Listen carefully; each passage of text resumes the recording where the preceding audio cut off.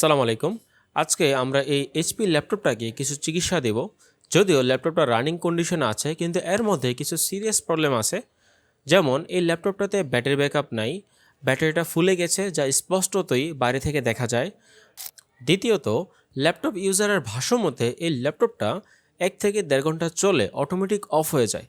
তো এই বিষয়টা থার্মাল থেকে হতে পারে, মানে ল্যাপটপের ভিতরের যে হিট সেটা যদি ঠিকঠাক বের হয়ে আসতে না পারে, ভিতরে ওভারহিট সিচুয়েশন তৈরি হয়। ল্যাপটপটি ডিভিডি প্লেয়ার ওপেন করে আমি একটু অবাক হয়ে যাই। দেখতে পাচ্ছেন যে এখানে অনেক রাস্ট জমে আছে, যেটা বালির মতো হাতে লাগতেছে। আর মনে হচ্ছে এখানে এসিডিও কোনো পানি অথবা সাবান জাতীয় কোনো পানি ঢুকে ওয়াটার ড্যামেজ তৈরি করেছে। তো ভাবতেছি ল্যাপটপটার ভিতরের কি অবস্থা। তো এই হচ্ছে ল্যাপটপের ভিতরের অবস্থা। বিশেষ করে ল্যাপটপটার যে ফ্যান বা কুলিং সিস্টেম, সেখানে এত পরিমাণে ডাস্ট ক্লগ হয়ে আছে যে এই ল্যাপটপটা থেকে যে কোনো গরম বাতাস বের হবে সে রাস্তাটাই যেন আর বাকি নেই। ধুলাবালি পরিষ্কার করার পর এবার ল্যাপটপের ব্যাটারিটাকে চেঞ্জ করার পালা। পুরনো ব্যাটারিটা আমি প্রথমেই খুলে ফেলেছি, এখন নতুন ব্যাটারিটা ইনস্টল করব।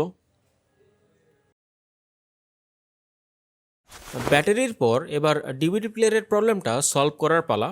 যেহেতু পুরনো ডিভিডি প্লেয়ারটা খুব রাস্টি হয়ে গেছে এবং কি সেটা পুনরায় ইনস্টল করাটা আমি যৌক্তিক মনে করছি না, সেহেতু আমার কাছে থাকা একটা এক্সট্রা ডিভিডি প্লেয়ার এখানে আমি ইনস্টল করে দেব।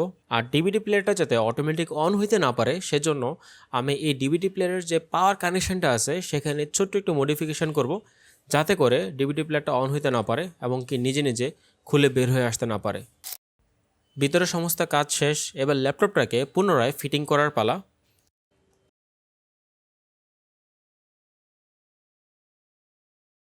ফিটিং ঠিকঠাক হয়ে গেছে, এখন একটা জিনিসই বাকি, সেটা হচ্ছে দরজা জানালা উইন্ডোজ 11 ইনস্টল করা। তবে ল্যাপটপটির এক্সটেরিয়র একটু পরিষ্কার করে দেওয়াটা আমি গুরুত্বপূর্ণ মনে করি।